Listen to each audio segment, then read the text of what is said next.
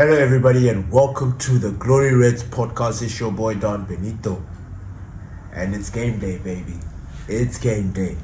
Today we are facing Sunderland at home. And boy, this game is going to be tricky. First of all, looking at Ruben Amorim's press conference, both the normal one and the embargoed version, there was nothing that was spoken about in terms of who we should be expecting to play, who's going to be in the starting lineup, who is going to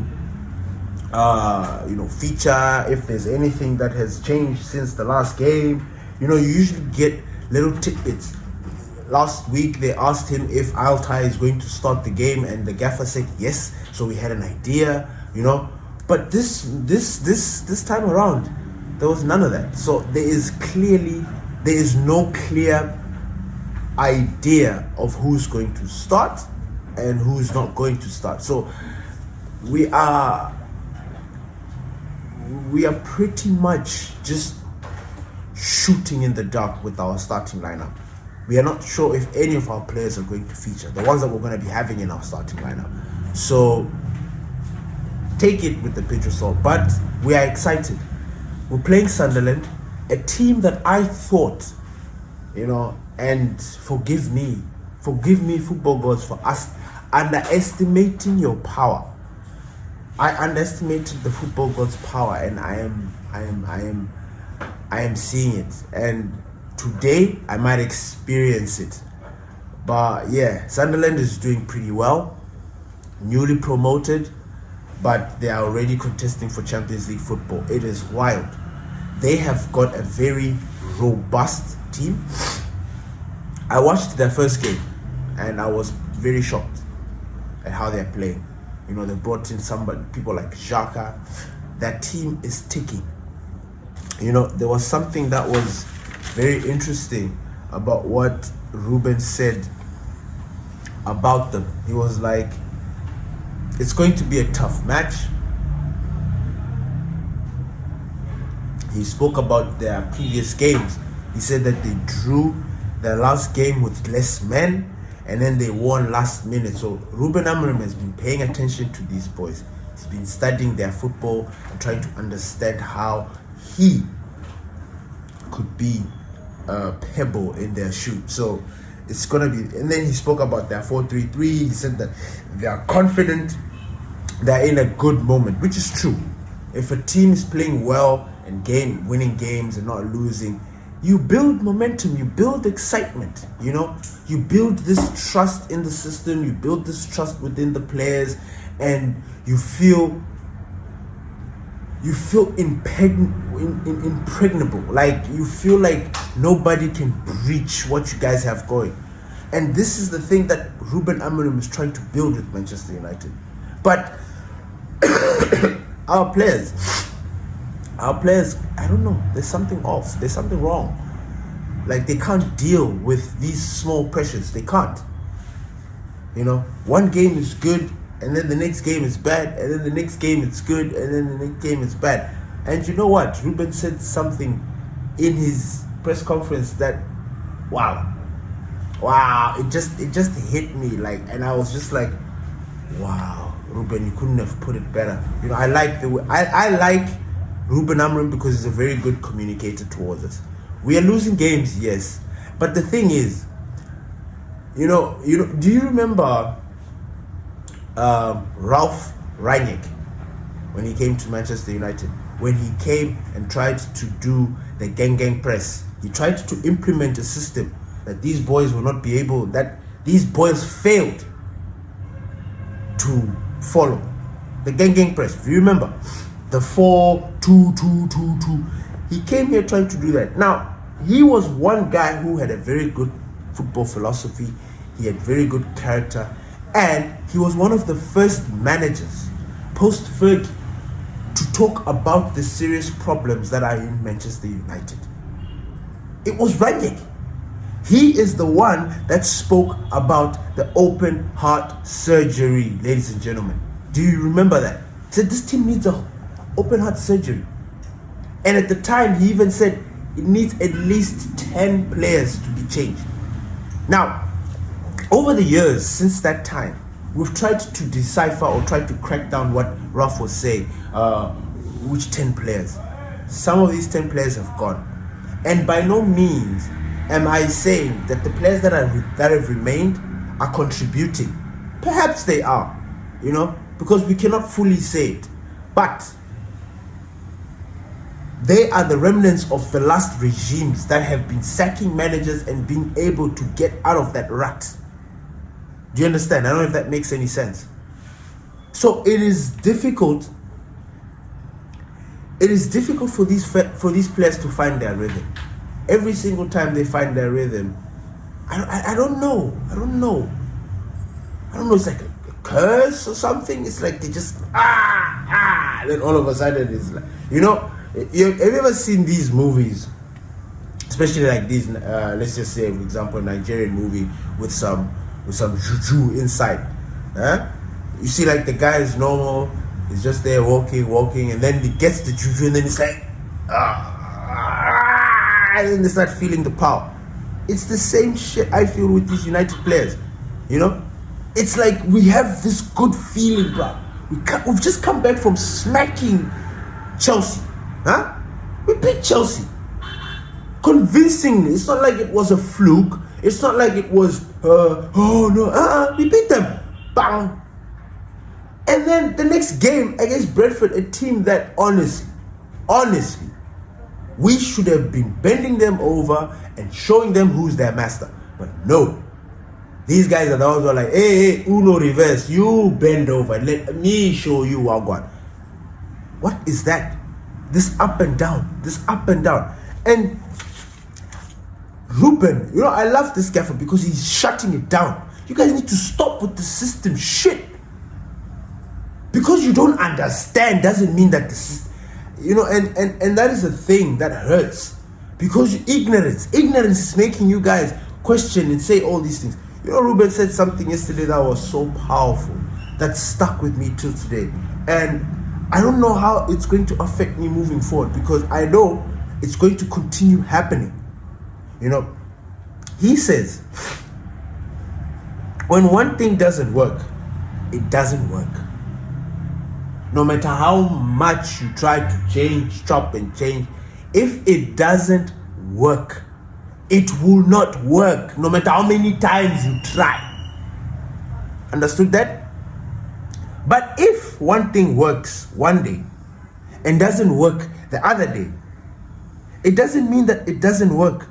It means that something else, and we need to fix it. That was like hitting a nail in the it's true. Because when you look at the games that we have played, the 6 games that we've played, lost 3, won 2, drew 1.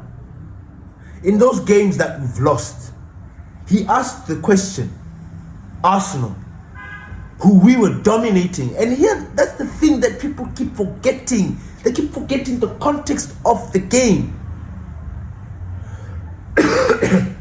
Arsenal, who we dominated from start to finish, we lost because of some stupidity. Nobody really went on and complained. It was not the system. We played, what was that? Fulham. What's it, Fulham? I think we drew. It was not the system. Everybody was nah. We lost to Man City. It's the fucking system. When everything is good, everything is good. But when everything just starts going bad, everybody just starts turning. And that's where we are right now as Manchester United fans. Because of the uncertainty of this team, we just flip-flop with our emotions. And we need to stop doing that. The gaffer is pleading to us to stop. He mentioned yesterday, he was like, look, I don't care. I don't mind you guys going. And I'm not even trying to change your opinion and your mind about this system thing. Because I can see clearly that you guys are never going to change it. I'm not changing it for you. But you guys are contributing to the problem. What do you mean by that? Ruben mentioned that the players, they watch the news. They see this. They see the media. They see everything that is being spoken about on social media. He was trying to say, look, I tried to make my players not look at social media. I don't look at social media. You know, you get then he I think he even mentioned like there was some rumor about his wife being upset, and I was like, look, me and my family, we don't subscribe to social media, you know. But you guys, my players, I cannot control them. I cannot control what they do, what they watch. And you guys keep saying that the system is wrong and you are contributing to it, because when we lose, these boys digest the nonsense that is being spread and think that it is the thing. That was the most powerful thing that Ruben Amorim said. He said, stop saying it's the system. Stop making the players question the gaffer. Stop, because that's what we're doing. Because they are watching, they are looking, and when they lose, they start thinking, hey, but you know what, God, this system is not working. Oh God, brother, this thing is not working. It's not working. So it's like, so why should we start trusting this gaffer, who, by the way, is not? And I don't know how many times Ruben Amorim needs to explain to you guys that this 3-4-3 is very flexible. It is one of the most flexible formations or strategies or systems, whatever you want to fucking call it. It's one of the most flexible strategies that you can do. But it requires a certain kind of character. It is very simple. Very, very simple. But it needs players who are willing to work hard. You need to be able to run. You need to be that tenacity, that intensity, the power. Is required. That's how the system works. Now, I'll before we go into any nonsense, I ask you this question: our players, do they every week play with tenacity, power, and intensity? Do they do that every game? Because if they did that every game, we would see it and we would know and we would commend them for it. But we are always complaining because this guy's like this, hey, this guy's complaining, hey. So it's like, what the fuck? So Ruben is pleading to us guys, let's stop with this moaning. Let's stop with this thing of the system. I understand this, I get it. And I'm not even going to complain, because I think the verdict is out. Because a lot of people are reporting that, no, apparently Bruno doesn't want to play in the midfield. Fair. But we will see how that will pan out. Oh, Bruno doesn't want to play in the midfield. Who the fuck is he? He's a player. So if he doesn't play in the midfield, he's going to get benched. Because I don't see how Bruno gets into that, plays in the number 10 position with our new recruitment there. 200 million chilling there, just bombing. Nah, Bruno is going to play in that midfield. Speaking of, moving on to now my predicted starting lineup. Ladies and gentlemen, as you can see. Now, this one was tricky for me because, like I said, the gaffer didn't speak about any he didn't speak about the players. Like, we didn't really speak about the players. We didn't speak about anybody coming back from injury. We didn't speak about who he might start, the goalkeeper, none of that. He did mention that, talking about how he needs to speak to the fans, not how, but like what he should say. And he was like, look, man, we need to start doing stuff. And then he also mentioned, what did the gaffer mention?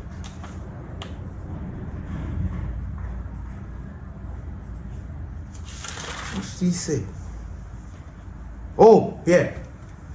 He was reacting to not being able to win.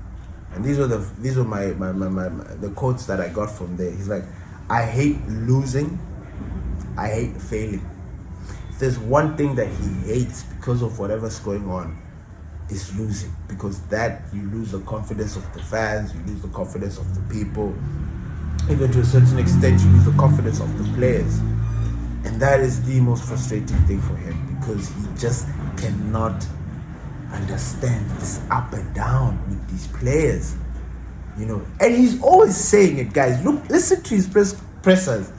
He's like, look, it's like 1 minute these guys are like this, and then he's not sitting there and throwing anybody under the bus. No, he's saying something that we absolutely know. Anyway, that is my starting lineup. It was tricky, as I said. I started with Bayende. Why? I don't know. Because look, I want Lamens. In fact, I want Lamens to start this game. There were rumors that he might start. I don't know. I don't know. I'm using the app, so you know the app has got points and stuff. So I wanna hit it. I don't wanna put Lamens there, then I'll lose it. I'll lose it. So I've put Bayende there, even though he is like someone that needs to stay away from this team. But I feel because of the momentum, you know, it's like we said, goalkeepers are a different situation. Actually, they're not a different situation. Things are just different situations only at Manchester United. I mean, we would have dropped him and put Lamens, but we don't know what's cooking there. So I've put Bayende. My defense is the same, doesn't change. Euro, Delict, Shaw. I'm missing the Butcher. You guys, I'm missing the Butcher. So bad. I'm missing his crisp passing. You know, he's our best passer in the team. I miss him there. He's the guy that's actually going to find Benjamin Sesko, because he likes those forward passes. So I miss him. So we have Shaw there. In the midfield, this one was also tricky. I've started with Ahmad. Ahmad is back from his compassionate leave, playing Sunderland. Remember, Sunderland is the team that Ahmad went to for his loan spell. He went there and he did the magic. He did the business. To the point where he kind of became like a cult hero there. He is absolutely loved and adored by Sunderland. So it's going to be a reunion. I don't know. I assume he's going to start, because that right flank, I just don't see Delo there. And Mazraoui is missing. Not missing, he's injured, and he's only going to be back after the international break. So it's either Ahmad or Delo. And I think the best pick is Ahmad, because oh my god, Delo. Whew. I know Ahmad has dropped in terms of the way he's played, but I'll take him over Delo all day, every day. Moving on, I've put Ugarte. Like I mentioned in my previous video, Ugarte was my man of the match last game. He was the best player on the pitch. Why Ruben Amorim took him off, it's still a mystery to me, because I keep saying, you know, we don't talk about Ugarte much. I don't know why, but we need to, because he is a player that carries a lot of weight and is expensive. Yet he finds himself as a squad player, like a player that can just be rotated, like he's just we need to crack that thing. I don't understand it. So I put Ugarte there. He was one of our best players. For me, particularly, he was the best player that we had on the pitch. He was just amazing. Then I've put Bruno there. I know. Hey, Casemiro, calm down. Bruno will start. Oh, I think will start because he's Bruno. I don't know if he has snapped out of that little thing. And I think I'm tired of seeing Bruno just getting worked up all the time. I don't know, maybe it's the captain's armband, I don't know. But he is very emotional, and I want him to contain that shit. You see? I would have Casemiro there, but again, Casemiro hasn't played, so we don't know what the thing is. The next player that I'll have on this side is Patrick Dogu, who, by the way, I do not like. I just feel like he's just another mid-table wing back or whatever, who has been dressed up to make him look like he's some soup. He's not. This is Dalot 2.0, in my opinion. Nothing particularly special, but can do a job. Will run and run and run, but the output dololo. So I've put him there. I heard that Tyrell Malacia is back, and is slowly going to be integrated into the team. Now, I know some of you might hate this, might not like this. I personally have never understood this thing with Tyrell Malacia. I don't understand. Like, I see a decent player. I don't see a bad player. I don't see a terrible player. He's literally in the same par as Delo, as Dogu. You know, these players that are there don't really offer much, but are there. But I have a different take in Malacia, because I still feel that Malacia was never given a proper chance. Was still never given a proper chance to really shine at Manchester United. I don't think so. If you look at all the games, there was a period he had some games, but then he was taken off. And at that time, he was a fullback. Remember? Playing in a back four. You know, things were different. He has very good attributes. I think he's a better crosser than Dogu. I do. And I think he's tenacious. I think he has got that, just put his head down and work hard. I am excited for Malacia back into our team. Not in the grand sense like, oh, no. But I have this thing of like, there's a problem in our left. Dogu is not good enough. And Leon is still cooking.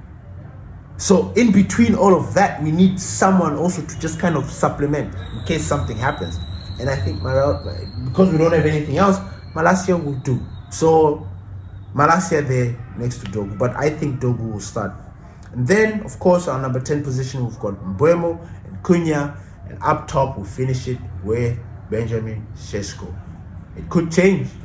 Everybody wanting Bruno to play number 10. The gaffer might decide to pull Sesko out, put Cunha up top, put Bruno right next to Mbeumo, make you guys happy. What do you guys think? Is that the starting lineup that you guys think might start today against Sunderland? Thank you everybody for listening to the Glory Reds podcast. We appreciate the love and the support. Please don't forget to smash a like. Please share this video so that other people can get this juicy content as well. Peace.